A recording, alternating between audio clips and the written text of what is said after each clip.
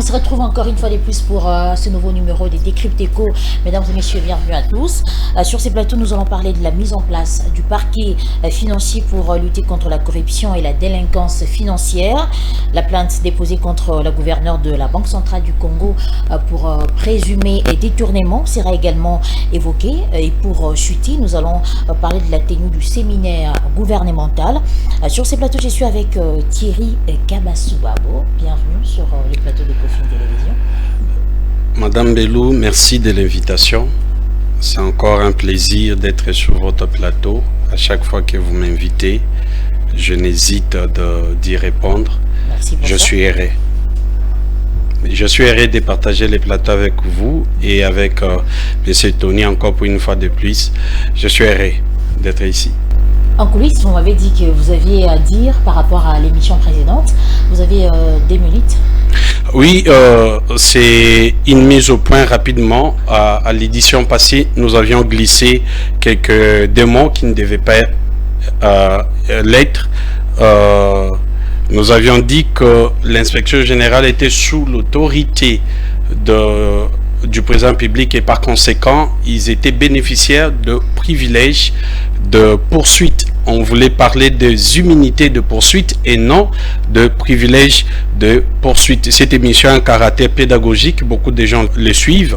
Il est important que lorsque nous plaçons les mots, nous glissons les mots, que ce soit des mots corrects parce que nous avons des gens qui nous calculent sur le point. Et également, nous avions indiqué un numéro d'une loi organique, la loi organique créant et organisant la Cour des comptes. On avait donné le numéro 32/023 du 25 octobre 2023. C'était pas ça les numéros. Il était important aussi que nous puissions rectifier et que la loi organique portant création, organisation, composition, organisation et fonctionnement de la Cour des comptes porte le numéro 18/024 du 13 novembre 2018. Voilà là les deux mises au point qui étaient nécessaires de relever pour ne pas laisser les gens dans l'inquiétude. Voilà, c'était vraiment très important de faire cette mise au point. Face à vous, Thierry Kabasubabo, vous avez Anthony Dila, à qui j'ai dit bienvenue également sur le plateau des Kofin. Merci beaucoup Juvette. Comme je l'ai dit souvent, c'est toujours un plaisir pour moi de prendre part à Décrypte Éco parce que ça nous permet d'orienter l'opinion et de donner les vrais aspects de l'actualité économique y compris. Voilà, on va aller directement avec la première question sur le parquet financier qui sera mis en place bientôt lors d'un briefing presse organisé récemment par le ministre de la Justice et garde des Sceaux, Constant Mutamba, en compagnie de son collègue de communication. Le ministre a annoncé la mise en place prochaine d'un parquet financier pour lutter contre la corruption et la délinquance financière. D'abord, votre réaction. C'est un projet, d'abord c'est à louer, savoir que les projets évoluent très bien parce que, peut-être vous l'avez omis, le ministre a signifié qu'il y a déjà un texte, le texte est déjà prêt instituant ces parquets financiers et économiques et donc bientôt on aura ces parquets. Et donc moi, je rappelle que c'est un projet porté par l'inspection générale des finances, vous savez il y a de cela plusieurs années que l'IGF fait ce travail de traquer les prédateurs des finances publiques parce que et puis les observateurs ont plaidé pour la question. Tout à fait, c'est un secret des polichinelles. La gestion des finances publiques en RDC, c'est un véritable problème. Vraiment, c'est catastrophique. Et donc, il fallait y mettre un terme, mettre fin à des pratiques en marge de la loi qui ne permettent pas à ce que les finances publiques de la République démocratique du Congo soient très bien gérées. Et donc, ces projets portés par l'IGF, Gilles Alinguete en personne, et le président Tshisekedi a pris ces projets et s'est donné corps et âme. Et donc voilà, il a instruit les ministres de la Justice, Constant Mutamba, pour que ces projets, d'abord les textes, soient rapidement rédigés et après que ces parquets voient le jour. Parce qu'il faut le savoir, qu'il y a parfois des la lenteur du côté de l'appareil judiciaire quant aux différents dossiers qui ont lien avec que le président de la République lui-même a qualifié de malade. Oui, voilà. Donc l'avènement de ces parquets pourra permettre à ce que les dossiers liés aux prédations des finances publiques, au détournement et ainsi de suite, et tous les corollaires de ces vices soient traqués et plus efficacement possible et de très bonne manière. C'est pourquoi nous saluons cette décision. Mais là, je reviens rapidement pour souligner un fait. La mise en place d'un parquet, oui, mais les sérieux aussi. Vous savez, aujourd'hui, il y a plusieurs dossiers déjà sur la table. Mais s'il y avait un certain sérieux dans, j'évoque l'appareil judiciaire, est-ce que vous pensez justement qu'avec le nouveau ministre, ça sera le cas? Est-ce que, puisque le ministre a dit lors du Conseil des ministres, il a dit tout celui qui volera ne serait-ce $1 des Congolais, sa place est à la prison centrale de Makala. Vous savez que ce sera le cas? Constant Moutamba, moi je ne les connais pas aujourd'hui. C'est depuis l'époque de son organisation politique à Nojek. J'ai couvert beaucoup d'activités de ces messieurs. Il a toujours été à la fois déterminé et efficace dans ses actions. Vous n'avez qu'à suivre son parcours parce qu'on risque de l'oublier. Il a une certaine époque, il siégeait même il était dans vraiment les précarés du Front commun pour le Congo. Déjà, l'ancien président Joseph Kabila avait compris que c'était un monsieur déterminé. Et aujourd'hui, il a fait son parcours parce qu'il faut également souligner qu'il est dans les gouvernements, mais pour les quotas de l'opposition, les ministres de la communication. Non, mais il y a des actions concrètes, mais parce qu'il faudrait également savoir que des réformes judiciaires ne prennent pas effet directement encore pour sentir que vraiment il y a des actions sur les terrains. Il faut donner du temps. Il faut donner du temps. Prenons par exemple, aujourd'hui il y a l'histoire des saisies, des sommes d'argent et des biens qui n'arrivent jamais, qui ne sont jamais déclarés à la Cogebisco. Mais c'est Constant Moutamba qui est venu taper le poing sur la table. Toute confiscation des sommes d'argent ou des biens saisis par les magistrats ou les OPJ doivent être désormais déclarés. Et là, bientôt il y aura la numérisation du paiement, la bancarisation des frais judiciaires. C'est Constant Moutamba. Ce sont des décisions concrètes et les effets directs seront ressentis dans les prochains jours. Et donc, moi je crois que sa détermination, couplée à la détermination de l'inspecteur général des finances, chef des services, Gilles Alinguete, ça pourrait apporter quelque chose de meilleur dans la lutte contre la corruption et les détournements des deniers publics. Mais j'ai évoqué il n'y a pas longtemps la question des sérieux, parce qu'on est là en train de voir les spectacles que les procureur général près la Cour des comptes est en train de nous livrer. Il n'avait qu'à respecter la loi. Il invite l'inspecteur général des finances, chef des services. Ça rentre dans les cadres du sérieux, j'appelle, parce qu'on évoque aujourd'hui la mise en place des parquets économiques et financiers, mais les animateurs de ces parquets doivent se dire, voilà, on est là, mais il faut vraiment du sérieux, parce que on voit les procureurs généraux après la Cour des comptes, au lieu de saisir les premiers présidents de la Cour des comptes pour entrer en contact avec l'inspecteur général des finances ou les inspecteurs des finances qui sont sous tutelle directe du président de la République. Mais voilà, on voit les procureurs qui insistent, qui agissent même à travers des communiqués. Je viens de lire, et pas plus tard qu'hier, un autre communiqué de la Cour des comptes qui dénonce des histoires. On s'est dit, mais la même Cour avait fait un... Mais il y avait un communiqué pour inviter, mais ça ne se passe pas comme ça. Mais il connaît la loi. Ça ne se passe pas comme ça. Il ne pouvait pas, lui, inviter les inspecteurs des finances. Le communiqué de la Cour des comptes avait reconnu que ce n'était pas dans ses droits. On commence à avoir l'impression que lui, les PG de la Cour des comptes a une dent directe contre l'inspecteur général des finances, ou encore on a l'impression qu'il veut venir en aide aux prédateurs des finances publiques qui sont traqués depuis cela plusieurs années par IGF Gilles Alinguete. C'est ça justement le problème. C'est pourquoi on en profite pour demander aux animateurs qui seront placés au prochain parquet économique et financier d'être sérieux et de respecter la loi, à la fois leur loi organique et l'ensemble des lois de la République. Thierry Kabassou, le ministre de la Justice, nous l'avons dit tantôt, a annoncé que bientôt la RDC sera dotée d'un parquet économique financier pour lutter contre la corruption. D'abord, votre réaction rapidement. Madame Bellou, pour moi, c'est une décision inopportune. Monsieur Tony va me permettre d'aller dans le sens contraire. Comment ça, inopportune? Madame Bellou, un parquet financier pour venir faire un travail d'un parquet qui existait déjà. Madame Bellou, lorsqu'il faut créer un organe judiciaire de contrôle ou d'instruction de poursuite, il faut voir s'il y a besoin, si l'objet est encore d'actualité. Pour moi, nous relevons qu'il y a l'absence de l'objet pour dire c'est inopportun. C'est pas d'actualité. Non, c'est-à-dire quoi? On crée que ce qui n'existait pas. Mais ici, nous sommes dans un cas de quelque chose qui existe. Je vais le démontrer.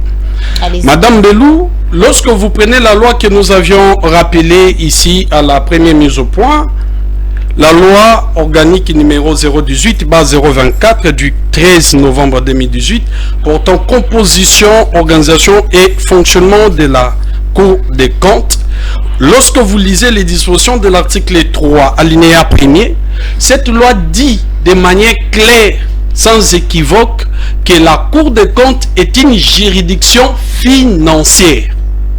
C'est sans équivoque. Et à cela s'ajoute également l'arrêté numéro 001 du 30 septembre 2020 portant règlement intérieur de la Cour des comptes à son article D qui répète encore que la Cour des comptes est une juridiction financière. Madame Bellou, lorsque vous parcourez encore plus loin, vous remontez l'article 3, l'alinéa D de la même loi, ainsi que l'article 8, ainsi que l'arrêté, l'article D, alinéa D de l'arrêté que nous avions cité, donné le numéro, il est dit dans la loi, ainsi que dans cet arrêté, que à côté de la Cour des comptes, il est rattaché un parquet. À côté d'une juridiction financière est rattaché un parquet. Quel est le rôle de ce parquet-là? Si la Cour des comptes est une juridiction financière, le parquet est rattaché, c'est un parquet financier. Maintenant ici, c'est pas l'impression que le parquet n'existe pas. Non, mais c'est ça le problème. Les détourneurs continuent à détourner et voilà, les travaux de l'IGF, c'est au niveau des faits, des observations. Mais c'est pas le travail de l'IGF, c'est pas le travail, c'est pas d'arrêter les détourneurs, mais de dénoncer. Alors c'est la raison pour laquelle la population est pour la mise en place de ces parquets généraux. Madame Bellou, ces parquets existent. Le problème, c'est que lorsqu'on voit l'organisation, le fonctionnement de ces paquets, il est vidé de compétences qui devaient... Mais le problème, c'est celui-là. On veut créer ce qui existe. Au lieu de renforcer la capacité et ou l'autonomie de ces paquets-là pour nous donner les résultats pour lesquels il est créé. Vous allez lire qu'il est dit dans la loi, ainsi que dans l'arrêté, il est établi, instituer un parquet près la Cour des comptes et il y a même un procureur général près cette cour-là. Quelle est la mission de ces parquets-là? Lorsque vous lisez l'article 17 de la loi organique portant création de la Cour des comptes, on dit que le procureur près cette cour exerce son ministère par voie d'avis, de réquisitions d'abord, de conclusions d'avis ainsi que de notes. Vous descendez à l'alinéa 3, on vous dit il défère les opérations de gestion de fait sur base des dénonciations. Il défère. Mais quand vous allez plus loin, vous allez vous rendre compte que les compétences telles que reconnues au procureur général sur l'ensemble dans la compréhension de tout le monde, vous allez vous rendre compte qu'on a vidé ces parquets-là de ce qui devait lui revenir comme compétence de poursuivre des faits de mégestion. C'est la loi, c'est le législateur. Lorsqu'on dit qu'on veut créer, moi là où je me vois être mal placé, où je trouve que cette décision est inopportune, c'est parce qu'il y a un parquet qui existe. Il faut simplement renforcer la capacité d'action de ces parquets-là, de façon à lui permettre d'agir comme il faut. Madame Bellou, il y a toutes les dispositions de la loi qui démontre que le parquet existe. C'est un parquet financier rattaché à une juridiction financière. Mais seulement que l'appellation, on dit c'est un parquet. Mais la juridiction, elle est financière. Elle est financière. Par conséquent, ce parquet est un parquet financier. Et encore que, Madame Belou, on veut mettre un parquet financier, quel serait le sort du parquet près le PGI, près la cour d'appel, où le magistrat de ce parquet est aussi habilité de poursuivre les infractions. Madame Belou, pour nous estimons qu'il est inopportun, d'abord pour l'absence de l'objet. Et deuxièmement, Madame Belou, il y a d'autres, pour la création de ces parquets va nous amener encore à mettre sur place une structure budgétivore. Son installation, son organisation, son fonctionnement, ça va demander à l'État congolais de mettre encore de l'argent. Pourtant, nous avons déjà des parquets qui existent, qui peuvent faire ce travail-là. Le plus important, c'est de renforcer la capacité de ces parquets-là. Troisièmement, il y aura conflit de compétences entre les parquets près la Cour des comptes ainsi que ces parquets-là, et sans pour autant parler de la CNRF. Madame Mbelou, la CNRF, qui est la cellule nationale des renseignements financiers, il récolte toutes les informations liées à ce que nous appelons détournement, à ce que nous appelons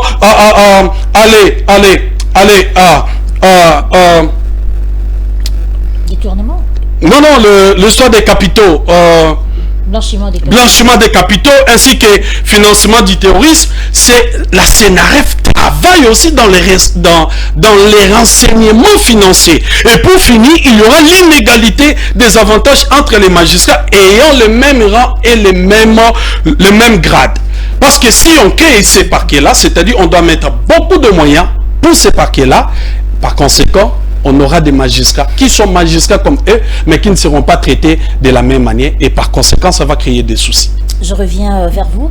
Tenez, Antoine Dibédia, vous avez suivi Maître Kabassou qui a dit que c'était inopportun de créer ce parquet financier. Il faut juste renforcer la capacité de ce parquet. Est-ce que vous êtes d'accord avec ça? Non, je crois qu'il y a une sorte d'amalgame que mon débatteur vient d'établir. Et donc il faut rappeler que le parquet financier en RDC, ce n'est pas comment dirais-je, ce n'est pas une invention congolaise. Et dès que c'est un parquet rattaché à la j'arrive. D'ailleurs, il faut s'en tenir à la différence exacte établie par les ministres de la Justice. Je crois que vous allez vous rappeler qu'il a dit clairement que la Cour des comptes n'envoie jamais de gens en prison. La Cour des comptes n'envoie pas en prison. Voilà. Donc en France aussi il existe la Cour des comptes, une Cour des comptes, mais il y a également un parquet financier. C'est-à-dire les parquets financiers s'occupent principalement des grandes délinquances économiques. Ces compétences lui permettent également de mener des enquêtes beaucoup plus appropriées et d'être beaucoup plus efficaces que la Cour des comptes. Parce qu'il ne faut pas oublier que la mission principale de la Cour des comptes, c'est aussi d'aller vérifier et contrôler les comptes de la République et même des établissements de l'État qui ont des comptables publics. Et donc voilà la différence. La différence ici est que les parquets financiers s'occupent efficacement des grandes délinquances économiques. Les travaux, mais cette décision-là de créer un parquet financier pour la République démocratique du Congo a été prise après plusieurs travaux, à la fois de l'inspection générale des finances, il y a les ministères de justice de l'époque, les experts de la présidence de la République, ainsi de suite. Et donc après on a tombé sur cette conclusion-là parce qu'on s'est rendu compte que les parquets actuels qui jugent les délinquants économiques en RDC n'étaient pas assez outillés, parce que les juges à ce moment-là les juges qui seront placés au prochain parquet financier auront principalement des compétences pour juger ces gens-là, ces délinquants, ces prédateurs des finances de la République. Et donc, moi, je crois à ce niveau-là, déjà, il ne pourra pas me dire ici que la Cour des comptes a déjà envoyé quelqu'un à Makala, parce que ce n'est pas de ses compétences. Il juge des fautes de gestion, et après, il y a des sanctions administratives et tout. Donc, ça dit la Cour des comptes, d'ailleurs, il vient d'y avoir, je crois, c'est les jeudis passés, aujourd'hui c'est vendredi, les jeudis, il y a eu la rentrée judiciaire de la Cour des comptes. Vous avez entendu parmi les exigences des juges de la Cour des comptes, ils ont demandé au chef de l'État s'ils peuvent revoir la loi organique, parce que peut-être eux aussi estiment qu'il y a certaines limites, et donc voilà. Mais en gros, le parquet financier, je voudrais dire ici, ça n'est pas une invention congolaise. Les parquets financiers existent déjà ailleurs dans des pays où il y a aussi des cours de comptes, parce qu'on s'est rendu compte que les parquets financiers, avec des juges experts en la matière, qui maîtrisent très bien des questions économiques et financières, et donc voilà, les jugements pourront aller beaucoup plus vite, et ça permettra à ce que l'assainissement des finances publiques soit beaucoup plus efficace, tel qu'il veut tous les Congolais. Mais maintenant, s'il faut revenir sur votre question, je crois qu'aujourd'hui, les parquets financiers restent opportuns, parce que, écoutez, la République démocratique du Congo, jusqu'aujourd'hui, bien que nous avons fait beaucoup de progrès depuis la mise en place la réactivation de l'inspection générale des finances, parce que ça existait déjà, mais pour sentir que l'IGF est en vie, il fallait attendre l'arrivée de l'administration Alinguete et les autres qui accompagnent le travail qui est abattu là-bas. Il fallait également attendre la réactivation de la Cour des comptes existait, mais c'était quelque chose d'empiété, d'oublié. Mais il faut se dire aujourd'hui, pourquoi il y a tant de rapports, pourquoi il y a tant de travail sur les terrains, même des inspecteurs des finances. Il y a des gens qui sont arrêtés, des gens assez puissants. Mais je vous rappelle ici qu'aujourd'hui, là, il y a des gens comme François Robota Makala. Et puis, il y a plein de DG là-bas. On a vu des gens assez puissants, parce qu'il y a eu rapport de l'inspection générale des finances. Mais pourquoi ces gens-là, ils sont là-bas, mais après, vous sentez que les jugements est piétiné, c'est-à-dire, ça devient lourd, et puis après, il n'y a plus rien. Parce que justement, au fond, on s'est dit qu'il y a un vrai travail qui devait être fait au niveau de la justice. Les besoins est là, les besoins est présent, et même quand les ministres actuels, le ministre de l'État en charge de la justice, Constant Mutamba, est arrivé aux affaires, parmi les premières personnes visitées, c'était l'inspecteur général des finances, chef des services, Gilles Alinguete, parce que lui aussi, et il l'a rappelé, qu'il fallait en tout cas mettre fin aux prédations, mettre fin au détournement des deniers publics, parce que ça ne facilite pas la tâche ça ne facilite pas la tâche à la gouvernance en République démocratique du Congo, mais c'est aussi au président Tshisekedi, qui estime qu'il faudra des grandes réformes, alors que pour mener à bien des grandes réformes qui peuvent impulser les développements de notre République, il faudra qu'il y ait l'assainissement des finances publiques. Il faudra que n'importe qui touche aux finances de l'État soit en tout cas interpellé et jugé et sanctionné comme il se doit. Et donc aujourd'hui, à l'ère où nous parlons, l'institution, la mise en place du parquet financier va répondre à ces questions-là. Je crois que, je l'ai dit tantôt, il y a eu assez de travaux, et les conclusions, toutes les conclusions menées à ce qu'il doit y avoir un parquet avec des juges assez compétents, outillés avec la matière, et sur le terrain. Cette matière-là permettra aux juges qui seront vraiment appropriés à mener ces combats-là. Et voilà, donc c'est pourquoi aujourd'hui, on le dit et j'insiste, que les parquets économiques et financiers étant vantés, et puis sera un outil assez efficace pour l'État congolais. Donc voilà ce que je voudrais rapidement revenir. Mais il faudra, je l'ai dit un peu plus tôt, il faudra insister, et alors insister sur les sérieux, parce que de toutes les façons, mon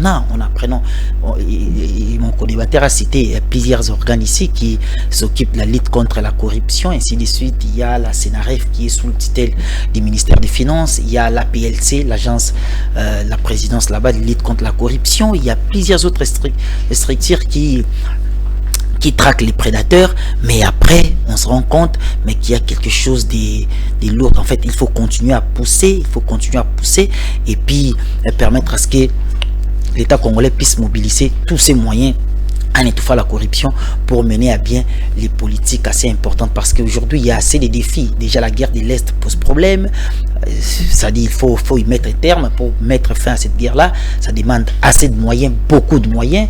Aujourd'hui il y a question des insalubrité dans nos grandes villes, Kinshasa en tête. Il faut assainir la ville, ça demande des moyens, et on a besoin d'accès aux services publics de base tels que la santé et l'éducation, et pour arriver à ce niveau là, ça exige beaucoup de moyens, et donc la lutte contre la corruption demeure un des canaux qui vont permettre à ce que la gouvernance en République démocratique du Congo, ou que le développement devienne une réalité. Voilà. Maître Kabassou, la lutte contre la corruption, c'est une urgence. C'est la raison pour laquelle le ministre de la Justice a émis les vœux de voir la RDC être dotée de ce parquet financier. Mais selon vous, comment renforcer la capacité du parquet qui existe déjà? Madame Belou, permettez-moi, il y a beaucoup de contre-vérités. Il est important de revenir rapidement avant de rencontrer votre question. Madame Belou, moi, je suis de ceux qui pensent qu'il ne faut pas suivre parce que l'autre a créé que vous devez créer. Les mimétismes, les suivismes. Qui a créé Ce n'est pas parce qu'en France, il y a un parquet financier. Bien sûr, je sais qu'il y a un parquet financier. Un parquet national financier. C'est comme ça même que ça s'appelle. Je le sais. Mais ce n'est pas parce qu'en France, il y a un parquet national financier qu'en République... Il y a eu des avancées significatives. Non, Madame Belou. Ici, le problème, ce n'est pas... Nous n'avons pas les mêmes problèmes. La situation de la RDC n'est pas la même avec la France.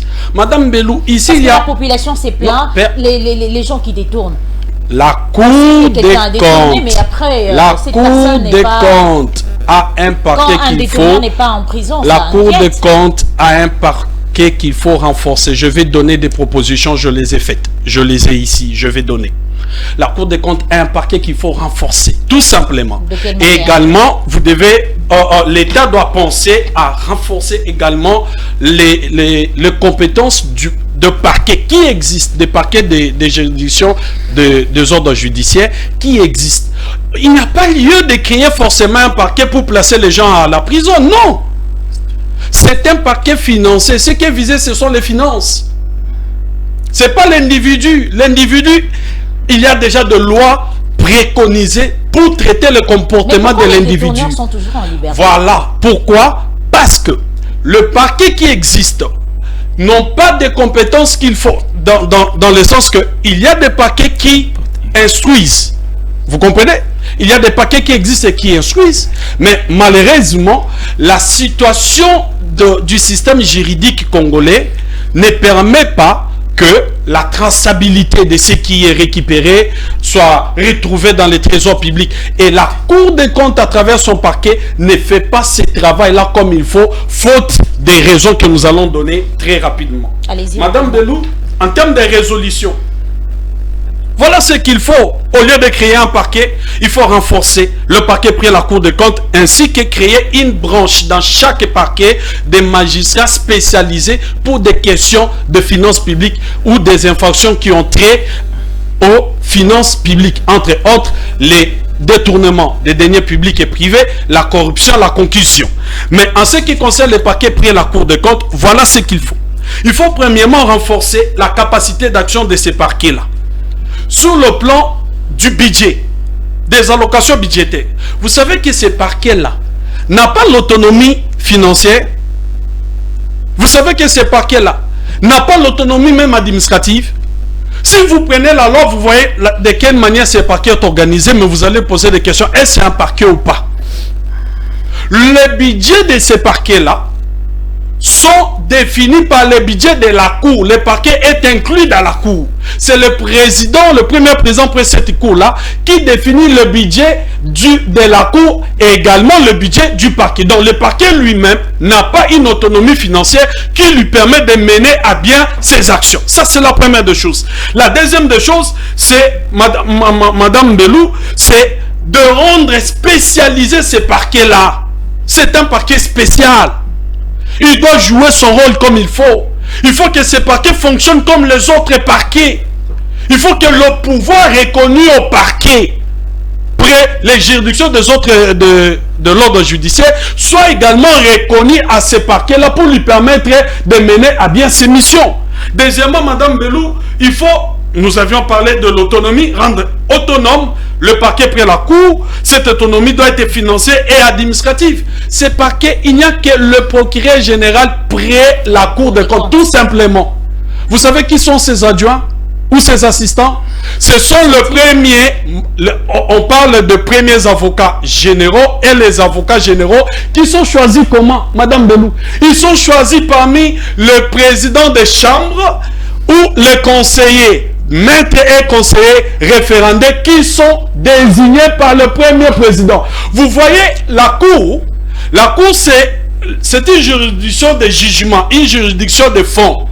Lui, il doit attendre qu'on lui amène des faits. Ici, je parle des faits qui sont des faits de criminalité économique ou financière. Vous comprenez? Il doit attendre qu'on lui apporte des faits liés à la gestion des faits. Mais vous allez vous rendre compte que la Cour, en ce qui concerne la gestion des comptes, la Cour n'est pas le parquet rattaché à cette Cour-là, n'a pas cette autonomie. Cette autonomie-là. Troisièmement, il faut laisser la plénitude de la faute de gestion au parquet qui recherche, instruit et fixe les dossiers. Or, cela n'est pas donné au parquet près cette cour-là. Quatrièmement, Madame Belou, il faut que le PG relève directement comme les autres PG du ministre de la Justice. Mais ce PG-là, il est sous... Je ne peux pas parler de la tutelle, mais il est sous contrôle ou sous autorité du premier président de la Cour de compte, ce qui empêche que ce parquet soit autonome et fort pour faire le travail qu'il faut. Je reviens à vous, Tony Antoine Dibendila. On va prendre rapidement les dossiers détournement. BCC avec la gouverneure Malangou Kabedi. La gouverneure de la BCC a été accusée des détournements de plus de 27 millions de dollars américains. D'abord, comment avez-vous analysé cette information? Oui, avant d'en arriver, j'allais rapidement revenir en deux mots rapidement sur l'institution du parquet financier. J'allais demander à M. Thierry de se calmer parce que là déjà il y a un texte qui a institué ces parquets financiers. Donc, qui tu sois d'un avis contraire ou pas, la République a déjà pris sa décision. Il y aura bientôt la mise en place d'un parquet financier. Donc je reviens sur les dossiers de Madame la gouverneure Kabedi Malangou. Oui, je vis comme tout le monde un communiqué où en fait une correspondance ou une organisation de la société civile a porté plainte contre la gouverneure de la BCC, Madame Malangou Kabedi. On a vu qu'elle est accusée tout à fait, elle est accusée des détournements des deniers publics en complicité avec l'ex-ministre des Finances et député national, qui est d'ailleurs poursuivi ici par la justice pour les dossiers forage, et elle aussi, Madame la gouverneure, oui, c'est dans ce cadre de ces dossiers. Et donc nous avons tous vu les contenus, mais moi ce qui m'a étonné, c'est que la Banque centrale a porté plainte contre ceux qui ont porté plainte. C'est-à-dire que c'est étonnant, ça m'a fait rire. Qu'est-ce qui m'a fait rire? Comment expliquer une organisation de la société civile qui porte plainte contre la gouverneure de la BCC et attend à ce que la gouverneure soit convoquée, ainsi de suite, soit invitée, pardon. Et c'est la Banque centrale qui porte plainte contre ceux qui ont porté plainte. Pourquoi? Parce que pour la BCC, pour en tout cas les collectifs d'avocats de la Banque centrale du Congo, l'association là a porté atteinte à l'image de la gouverneure Malangou Kabedi, parce que cette association là a porté plainte. En tout cas, c'est compliqué, mais de toutes les façons, voilà, il faut aller d'abord dans les contenus de ce que cette plainte-là a dit, parce que si la gouverneure est invitée, peut-être on verra ce qui va se passer. Il y a la plainte déposée à la Cour de cassation. Moi, j'ai pu y lire dans la correspondance adressée au procureur général près cette juridiction. J'ai appris qu'il y a des audios où des échanges entre qu'il y aurait des audios où la gouverneure et l'ex-ministre des instructions Finances au et le ministre ministre. des Finances étaient en train d'échanger sur notamment les pourcentages que l'autre devait avoir si elle acceptait de décaisser en mode d'urgence les fonds destinés au projet qui est Finalement, devenu pratiquement un les fiasco. détournements, c'est à tous les niveaux. Oui, qui est devenu pratiquement un fiasco, ces projets-là d'installation des forages qu'un confrère Maïs Chibangu appelle des petites régies des eaux, parce que lui aussi aurait touché une enveloppe pour défendre ces projets-là qui est devenu pratiquement un fiasco. Et donc, voilà ce que moi je sais pour l'instant. Pour l'instant, ce n'est qu'une plainte. Cette organisation-là a porté plainte et puis on va attendre la suite si la Cour de cassation va inviter Madame la gouverneure, Madame Oukabé. Mais si jamais la gouverneure est vraiment dans l'affaire, qu'est-ce que vous pouvez... mais aujourd'hui, on est aujourd'hui dans un régime des régime de l'impunité. Personne ne peut être au-dessus de la loi. Si la République démocratique du Congo se trouve à l'état actuel, l'état où la République se trouve, c'est parce qu'il y a eu des pillages, en fait, de la corruption. C'est-à-dire que les gens font du trésor public leur bien privé. C'est-à-dire ils se mettent à détourner sans pitié. Et donc pour remédier à cette question-là, il faut punir sérieusement. Il faut punir tout à fait, il faut punir sérieusement. Surtout s'il s'avère que c'est vrai. S'il s'avère que la Cour de cassation ouvrait ses enquêtes et tout, et qu'il s'avérait qu'il y a eu exactement complicité de la gouverneure, c'est exagérément grave. C'est très grave. C'est-à-dire là, on se dira, ce n'est même plus une république inutile. Parce que comment est-ce qu'on peut remettre, on peut placer quelqu'un à la tête de la BCC, bon voilà, cette personne doit gérer ou garder nos finances, les trésors publics, et c'est la même personne qui s'organise avec les autres pour faire sortir les fonds et les amener quelque part. Donc voilà, en quelque sorte, mais de toutes les façons, comme pour l'instant, l'affaire entre les mains de la justice, nous allons voir ce qui va se passer si la Cour de cassation va effectivement ouvrir une instruction sur cette affaire-là et voir où est-ce que nous allons partir. Mais en tout cas, moi, je suis très sensible pour des questions liées au détournement, parce que nous savons qu'aujourd'hui, les pays est vraiment vraiment, c'est-à-dire le pays est paralysé sur tous les plans, parce que justement, c'est-à-dire il y a aujourd'hui peut-être quelques lueurs d'espoir, parce qu'il y a une volonté jamais enregistrée dans ces pays, une volonté efficace d'éradiquer ces phénomènes-là, c'est d'éradiquer la prédation et la mégestion des finances publiques, et nous espérons en tout cas que cette affaire-là sera suivie de près. Mais ça sonne mal de voir que il y a un collectif d'avocats qui porte plainte contre ceux qui ont porté plainte contre des éléments contenus dans c'est comique en fait, ça fait rire. Donc, voilà. Maître Kabassou, la gouverneure de la BCC est accusée des détournements, et la Banque centrale a publié également un communiqué dans lequel elle promet de traduire en justice les auteurs de cette dénonciation finalement qui dit vrai. Madame Belou,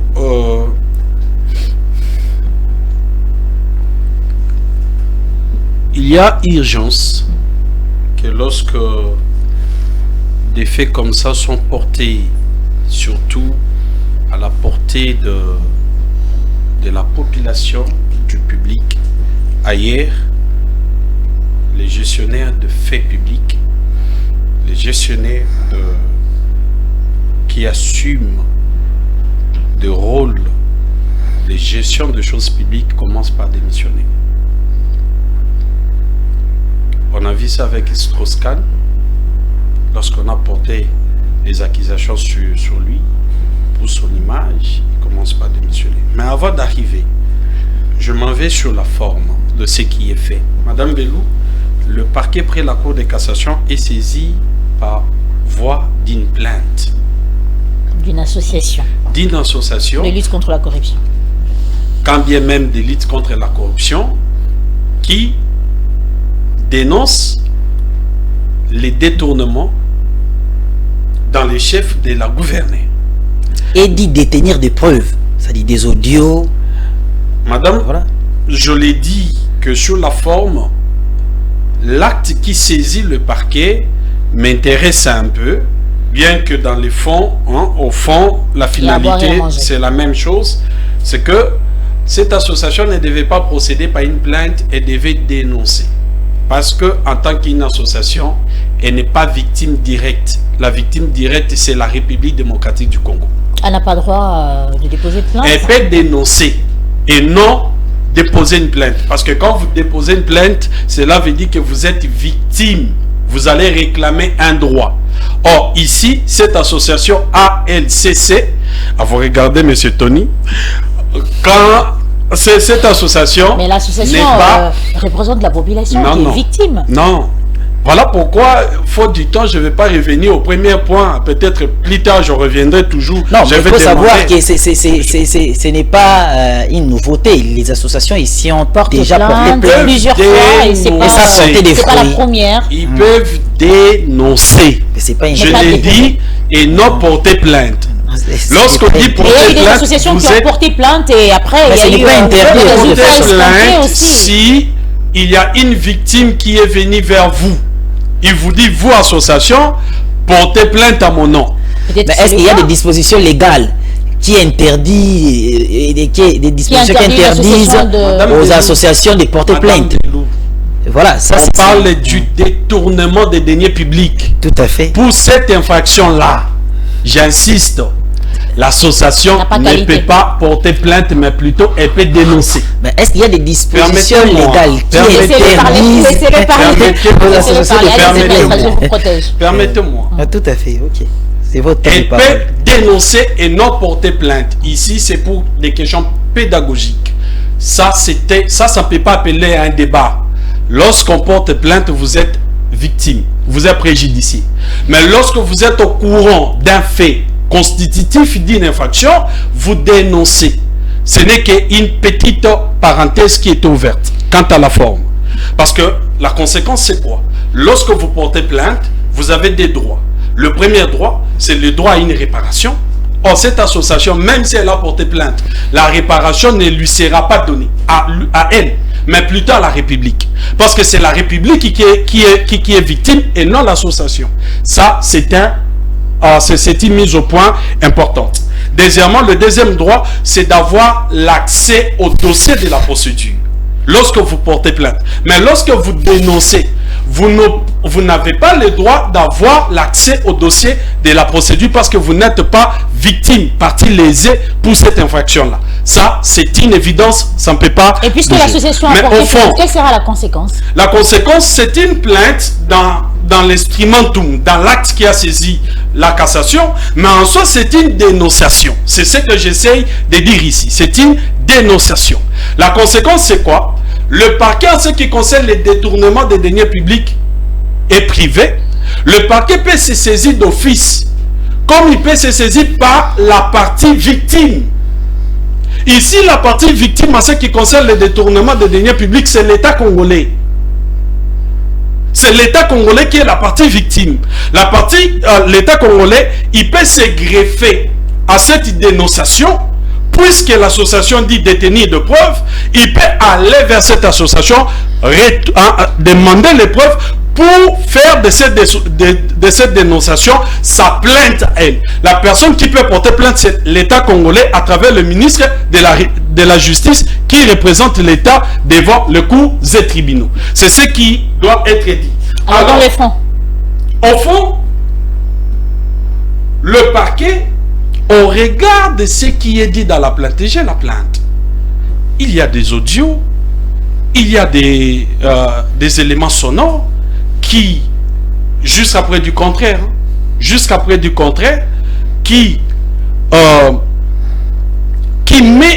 mettent en lumière que c'est Madame la gouverneure qui est en communication avec le ministre des Finances. C'est à la justice de nous dire...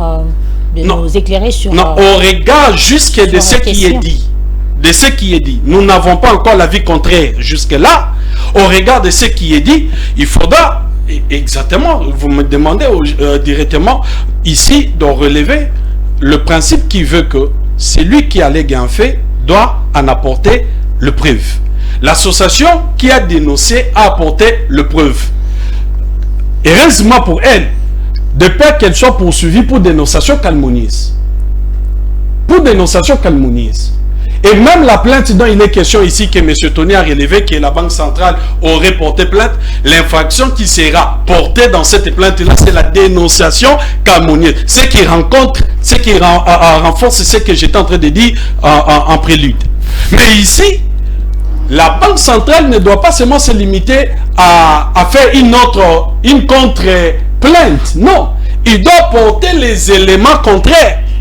Pour qu'il porte plainte contre cette association, il faudrait que le parquet qui a ouvert, si déjà une instruction est ouverte au niveau du parquet, puisse classer sans suite cette affaire-là pour dire que non, le fait tel qu'est porté et les preuves ne sont pas établies. C'est à ce moment-là que la Banque centrale peut à ce moment-là porter plainte. Mais ici, il n'y a pas encore les travaux du parquet qui a classé sans suite la plainte ou les dossiers ouverts devant lui. Et on sent une précipitation. Vers la fin de l'émission. On sent une précipitation dans cette affaire que la Banque centrale ou la gouverneure, il ne s'agit même pas de la Banque centrale, il s'agit de la gouverneure. Elle était citée à titre personnel. On n'a pas indexé la banque. Si la banque estime que son image a été mise en jeu, elle peut la démontrer, mais c'est la gouverneure, dans l'exercice de ses fonctions, qu'elle a été ciblée de manière personnelle. Elle ne peut que aller répondre et attendre que les parquets puissent classer cette affaire-là. Tony Antoine Dibendila, rapidement, les travaux de séminaire gouvernemental s'y sont clôturés le mardi dernier. Une rencontre axée sur le partage d'expériences en vue de consolider la cohésion nationale. Au cours de cette activité, Judith Souminoa a dicté une ligne de conduite à ses membres du gouvernement. Votre lecture? Donc voilà, pour rapidement prendre les travaux du séminaire gouvernemental session 2024. Non, je ne voulais pas revenir, je voudrais simplement conclure pour ma part la question de la plainte. Moi, je crois que l'association a alerté à travers sa plainte et donc elle a les droits de les faire lorsqu'elle a détient des éléments qui la permettent de voir la Cour de cassation et de déposer sa plainte. Donc moi je crois que la plainte là est légale et donc la Cour est valable et la Cour a tout intérêt à suivre de près cette question là. Après, de toutes les façons, s'il y a des théorisations autour des il faut dénoncer, il faut faire ceci, s'il n'y a pas de soubassement légaux, en tout cas, je crois que ça va rester dans la sphère de nos propres appréciations. Et donc, il faut aller maintenant pour l'histoire des séminaires gouvernementaux, session 2024. Moi, je crois que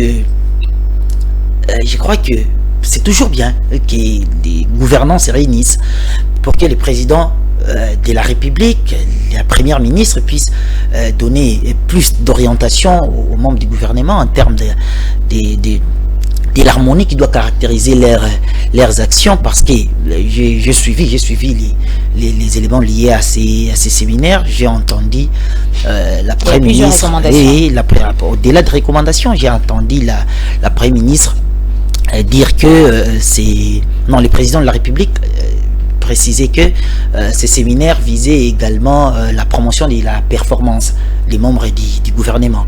Donc voilà, et après j'ai vu également la signature des contrats des performances lors de la clôture, et j'estime que ces orientations-là peuvent apporter quelque chose. Mais après, je crois que c'est peut-être important en termes de la forme, parce que de toutes les façons, depuis l'arrivée du président Tshisekedi au pouvoir, il a impulsé un rythme en tout cas louable jusqu'aujourd'hui, c'est-à-dire chaque semaine il y a un conseil des ministres. Peut-être que c'est à quelques exceptions près que ces conseils ne se déroulent pas, mais en tout cas régulièrement chaque vendredi il y a conseil des ministres, et je crois que c'est les cadres beaucoup plus appropriés mais après séminaire gouvernemental. Je crois que peut-être en termes de forme, mais aussi en termes de pousser les membres du gouvernement, pousser avantage les membres du gouvernement à poser des actes qui peuvent aider la République à se relever confortablement. Voilà, peut-être, mais après, bon, voilà, il y a eu séminaire, on va attendre les actions. Session 2024, on va voir les membres du gouvernement, mais j'estime qu'il y a quand même des membres de qualité. J'ai cité ici il n'y a pas longtemps Constant Moutamba, je ne peux pas finir sans citer Akassia Bandouboula Mbongo. Ce sont des profils de qualité, et puis on espère voir la suite des actions gouvernementales, et on espère toujours, nous en tant que peuple, on estime voir davantage les gouvernements mener des actions capables de relever les défis auxquels la République fait face aujourd'hui. Il y a la guerre qui persiste dans l'Est. On est vraiment à la fin. Oui, il y a la guerre qui persiste dans l'Est, et il y a beaucoup de défis de la société, et donc on estime que l'État congolais et les gouvernements souminois pourra quand même alléger la situation. Voilà. Maître, rapidement, en quelques mots, votre commentaire sur la clôture du séminaire gouvernemental. Madame Bellou, dans 10 minutes, je peux rencontrer cela et je prends 30 secondes. Pour revenir sur la question... Je donne juste la disposition. Elle a demandé, M. Tony. L'article 67 de la loi portant organisation et fonctionnement des juridictions de l'ordre judiciaire dit que en matière répressive, le parquet peut être saisi, soit par une plainte ou soit par une dénonciation. Et lorsque vous prenez même la plainte de cette association, à la fin de la plainte, écoutez ce qu'il dit. Il est dit que qui s'est effectué en de mêmes pratiques qui fragilisent non seulement la croissance économique, mais aussi et surtout cause d'énormes préjudices à la République qui se trouve à ce jour dans une situation d'infraction galopante suite à ces pratiques rétrogrades. On parle de la République qui a subi des préjudices. Mais tout à fait, je n'en disconviens. C'était La République je viens sur avoir votre avis par la République est gouvernementale. Séminaire gouvernemental. Madame, je peux le dire en quelques secondes, c'est une pratique connue. À chaque entrée, à chaque mise en place d'un nouveau gouvernement, le Sénarec procède toujours au renforcement des compétences de membres gouvernementaux. C'est une pratique gouvernementale connue, donc elle n'est pas nouvelle. Elle n'est pas nouvelle en tant que pratique. Mais elle vise quoi? Ces séminaires, elle vise, comme le président lui-même l'a dit lors de son discours de clôture, elle a dit ça vise les renforcements des capacités sur la gouvernance. La première des choses. La deuxième des choses, ça permettait de présenter l'agenda du mandat du président public en ce qui concerne la compréhension des engagements qu'il a pris devant le peuple, afin que ceux qui sont dans le gouvernement comprennent de manière éclairée les engagements que le président a pris et de quelle manière ils doivent y répondre. Troisièmement, ces séminaires permettaient de mettre ou d'établir la responsabilité de ceux à qui on a donné la gestion des choses publiques, de façon à savoir qu'ils sont les serviteurs de la nation, du peuple. Le président l'a dit, l'a rappelé dans son discours de clôture. Et enfin, le président a dit, nous vous attendons aux résultats. C'est-à-dire, ça établit l'obligation des résultats. Voilà ce qu'on pouvait dire en ce qui concerne ces séminaires gouvernementaux. Merci beaucoup. Alors, mesdames et messieurs, nous sommes arrivés à la fin de cette émission. Merci à vous de nous avoir suivis. On se retrouve prochainement avec d'autres invités. Au revoir.